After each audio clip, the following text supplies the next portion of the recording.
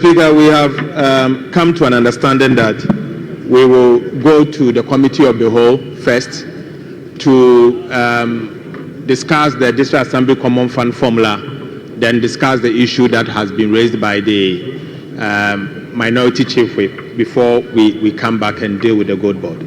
So, Mr. Speaker, if you don't mind, we can take the District Assembly Common Fund. Mr. In view of the fact that this motion has once been debated, it's as a result of reprint taking into concern the amendment. Is there going to be a full-blown debate, a second reading of this bill? So we can take it when the bill is at consideration. Then we'll reconstitute into Committee of the Whole, and then we'll come back to do the consideration. Right, Honorable Speaker, I beg to move that the Ghana Goldboard Bill 2025 be now read a second time.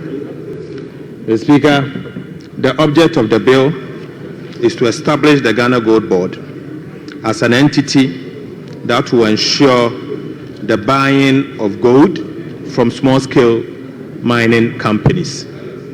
Mr. Speaker, over the years, the Republic has not benefited as much as we should, and the focus has largely been on revenue. Unfortunately, Mr. Speaker, that should not be the focus. The focus should be a combination of revenue and forest accumulation, as well as employment creation. Mr. Speaker, over the years, Ghana Cocoa Board focus has shifted from revenue accumulation to the state to revenue, forex accumulation and job creation. And that is why cocoa has become the mainstay for the country over the years. Right, Honorable Speaker, gold has the biggest potential as long as forest accumulation is concerned. And Speaker, since 2022, during the economic crisis, the government at the time felt the need to use gold to accumulate forex. And at the time, the intention was to get Bank of Ghana to do gold for oil, gold for forex, and gold for cash. And Speaker, aside that, the other agencies such as the Mineral Income Investment Fund were also engaged in gold for forex. And Speaker, unfortunately, MIF does not have the right and the power to engage in gold trading. So all what they were doing, one, they were not prepared, two, they were not having the technical know-how, and three, most importantly, they did not have the mandate to do that. As a result, they engaged in so much losses, in excess of $100 million. Speaker, the central bank could not also perform that function. Right, Honorable Speaker, this is so because the central bank mandate does not allow them to engage in monetary financing. Giving money to the mining companies or aggregators to buy gold amount to monetary financing. In other words, printing of money. The IMF restricted them because it's inflationary, and so Bank of Ghana could not bring enough money to the market to purchase the gold. Mr. Speaker, so far we have identified that Ghana can buy up to 3 tons of gold per week. 3 tons of gold per week. Unfortunately, so far we are buying less than 1 ton per week. So, Speaker, this means that the potential out there is huge. We envisage that by making available the establishment of the gold board and the requisite amount for them to buy the gold, they will be able to buy 3 tons of gold per week and bring in forex, foreign exchange worth $250 million a week, every single week. Speaker, this in itself will mean that Ghana will be able to accrue up to $12 billion worth of foreign exchange for the central bank to be able to build the needed foreign exchange reserves to cover the necessary import. Right, Honorable Speaker, it is of this view that the government believes that the establishment of Ghana Gold Board is critical. So, Speaker, Ghana will not be the first country to establish Ghana Gold Board. It has been established in a number of countries. Unfortunately, Mr. Speaker, it's only now that we believe that we have to establish the Goldboard. We're actually behind. Guyana, for example, established the Guyana Goldboard in 1971. Right, Honorable Speaker, unfortunately, we are late, but it's better late than never. We believe the time is now, and we'll be able to use the Ghana Goldboard to accumulate enough forex to support the city and to stabilize the economy. Mr. Speaker, the impact of city depreciation affects the larger economy. It affects the private sector, it affects the economic growth, it affects the stability of the country, it affects traders, and it affects everybody. And so therefore, forex accumulation and building sustainable reserves for the central bank to be able to intervene is so critical. Mr. Speaker, I believe that if the central bank has enough forex, there will be no need for gold for oil. I believe that if the central bank has enough forex, there will be no need for gold for cash. It is important that we use this as an opportunity to build more gold, more reserves. So, Speaker, to conclude, let me say that as we speak, Ghana is Africa's largest producer of gold and the sixth largest in the world. Unfortunately, we have not benefited as we should from these gold resources. And as I've said, the focus has always been forex accumulation and revenue accumulation, but that should not be the focus. Just like Cocoa is not focusing on revenue accumulation, but the focus should be shifted towards forex accumulation and job creation. Mr. Speaker, I so submit. Honourable members, motion ably moved. I will then call on the chairman of the committee to present the committee's report. Mr. Speaker, the committee met to consider the establishment of the Goldboard. Mr. Speaker, we were informed that the main rationale for the establishment of the Goldboard is to formalize government's own involvement in the purchase of downstream gold production through small-scale miners. Mr. Speaker, we are aware that the Bank of Ghana is involved in buying a lot of gold from mining companies on a large scale. But there is a process that is being put together to aggregate and export gold from the small-scale mining companies in order to curtail smuggling of gold and to ensure that Ghana is able to increase its benefits from the gold export. Mr. Speaker, one of the challenges that the committee also dealt with was what the mechanisms for dealing with this export and the imports that come in terms of forex, particularly the fact that constitutionally the Bank of Ghana is mandated to control all forex. The committee was informed that as a structure, the Goldboard will have a holding account at the Bank of Ghana through which proceeds from the export of their gold would be lodged and be controlled by the Bank of Ghana. Mr. Speaker, the committee was of the view that even though this is a laudable idea, there were a couple of concerns that were raised by the minority, and efforts were made by the sponsors of the bill to try and bring clarity to bear on some of the issues that were raised. But in the end, we all agreed that this should be recommended to the committee to be approved. Mr. Speaker, I so submit. Honourable members, motion moved and report presented. It is for the consideration of the House.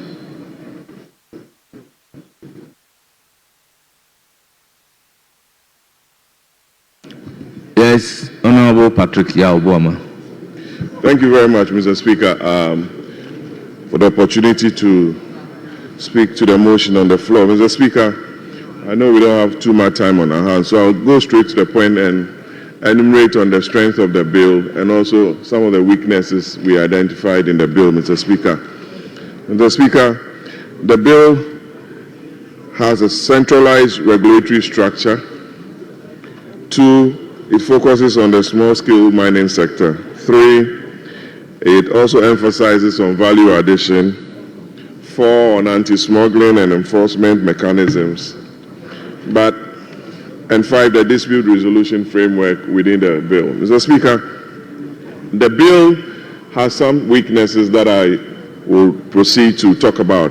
One is the potential monopolistic structure of the bill, which places a lot of power in the hands of the CEO, and also the conflict with existing mining legal framework, especially with the Minerals Commission and the Ministry of Lands and Natural Resources.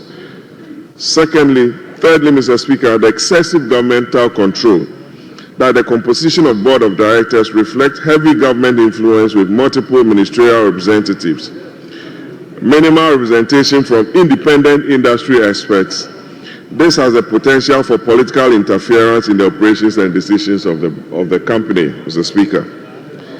There is also limited provisions for international market integration, as identified, Mr. Speaker, and also limited stakeholder participation, regulatory burden on industry participants, Mr. Speaker. Mr. Speaker, the following are some of the listed implications for the mining sector. 1, the potential positive outcomes are increased governmental revenue through better tracking of gold exports, reduced illegal mining and smuggling, enhanced support for small-scale miners, and greater gold reserves for the central bank. And some of the potential negative outcomes are as follows. 1, it reduces the private sector's participation due to excessive regulation. 2, creation of bureaucratic bottlenecks slowing industrial growth. 3, the potential corruption risks from concentrated authority. And 4, decreased competitiveness in the global market. 5, mining industry participation shift to neighboring countries with less restrictive framework. Mr. Speaker, those are some of the weaknesses in the bill, and we urge the House to ensure that the regulations that the Minister will be presenting for on behalf of the Goldboard addresses some of these challenges enumerated. I thank you very much, Mr. Speaker. Thank you very much. Now is the turn of Honorable Majority Leader. Thank you very much, Mr. Speaker. Mr. Speaker, time and again, Ghanaians, Africans have consistently complained about how unfairly we are treated in the extractive industries, where we continue to receive far less than we deserve in terms of mineral rents. What is a mineral rent? A mineral rent is the difference between what you put into producing a mineral and the world market price of that mineral. That is the rent. Africans, and Ghana included, we have been receiving far less than we deserve, because others come now in the small-scale mining sector, mostly Asians, the Far East, and we know the problems we have had with our brothers, the Chinese, deep in our hinterlands, pre-financing young people to extract the gold and give it to them at giveaway prices because they have pre-financed them. They take the gold abroad, they sell the gold, and they don't bring the money back. They keep the money there. And then our city keeps declining in value in relation to the international currencies, and the prices of goods keep increasing, and there is inflation, and every Ghanaian is asking, why did a certain man say the money is here in Ghana, Sikani Woho? And they said Sikanoa hard because they see we have gold, we have oil, and yet every day we don't even have money to import basic commodities and food. Yet Sikasu, and come there. To wit, Mr. Speaker, we are sitting on money, and yet we are starving. Yet the gold soup, and yet come there. We are sitting on gold. You turn left, gold is being dug. You turn right, gold is being dug. And yet we are starving. Why are we starving even though we are digging gold in our forests, digging gold on our farms, uprooting our cocoa trees and digging gold? Why are we still starving? Because the system hasn't been designed in such a way that as a country, we take full advantage of our gold. We have allowed people to come and finance the digging of the gold and the export of the gold, and we get near to nothing out of it. Mr. Speaker, this has been the crisis of Ghana. This is the crisis that this policy seeks to address. This is one of the most innovative ideas. Ideas founded on our experiences. And so we have proposed to establish the Goldboard so that instead of foreigners coming with their money and supporting small-scale miners to mine gold, and they will take the gold and go to the international market and sell the gold and keep the money there, we as a people will create a board, give the board some of our tax money so that they will support the small-scale miners. Instead of people from Far East and Asia supporting the small-scale miners, let us support the small-scale miners ourselves. And when they extract the gold, they give it to a state authority called Goldboard. The Goldboard then goes to the international market and sells the gold. And instead of keeping the gold money, the US dollar abroad, they bring the money back to Ghana. In dollars. The dollar doesn't stay abroad. The dollar will be brought back to Ghana. So that we have enough dollars in Ghana to support our imports. The city can be founded on adequate dollars in our system. So the city will remain stable. When the city remains stable, industry can be predictable in the sense that they know that they can import, there won't be too much price instability, and the economy itself will benefit overall. Mr. Speaker, this is a policy consideration informing the establishment of the Goldboard. I have heard that we are establishing a new institution. We are not establishing a new institution. We are changing an existing institution, giving it a new name, and then adding it new function and making it more robust. Mr. Speaker, what will become the Goldboard is what is today the Precious Minerals Marketing Company. It exists already. We are simply giving it new functions to address a major financial challenge of the economy, which is the stability of the city and the need to bring into the economy more US dollars and other foreign currencies. We are not creating a new institution at all.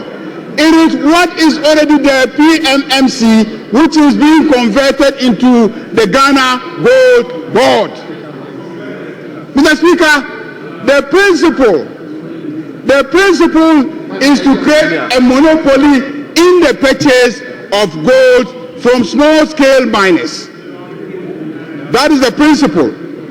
Mr. Speaker, let me assure our colleagues that through the engagements that have taken place, a lot of the risks that they have expressed their concerns might arise are being addressed through amendments that we have all discussed and agreed upon. Mr. Speaker, I believe also that this is not a policy that is in isolation.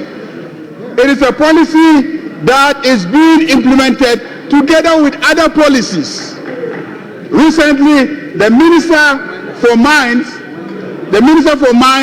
also announced the decentralization of the licensing of small-scale gold miners. That will help. Again, the Finance Minister brought to this Parliament and we withdrew the withholding tax for the sale of gold by small-scale miners. All these policies put together will give comfort to small-scale miners to sell their gold to this state entity so that we can achieve the objective of selling it abroad and bringing in foreign currency. Mr. Speaker, on that note, let me thank colleagues for the support that they have afforded us in trying to put together this bill and make the amendments that will enrich the bill. And we will continue to thank especially the minority leader. The minority leader today spent a long time with me through the winnowing exercise to make sure that we shape the bill in such a way that it can stand the test of time. The jurisprudential endowment of the minority leader was at display today. The jurisprudential endowment of the minority leader, Honorable Afenyo, was in display today at the winnowing committee.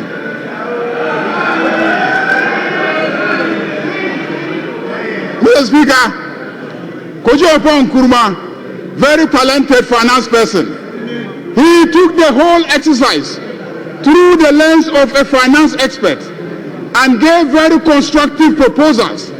And indeed, almost all the amendments that Kojo Opon Nkrumah brought were adopted. Mr. Speaker, as for Honorable Patrick Brahma, he brought a 10-page document in fine print,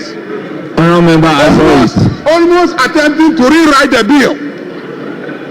But for my vigilance, he would have rewritten the bill. Mr. Speaker, we now have a very good bill.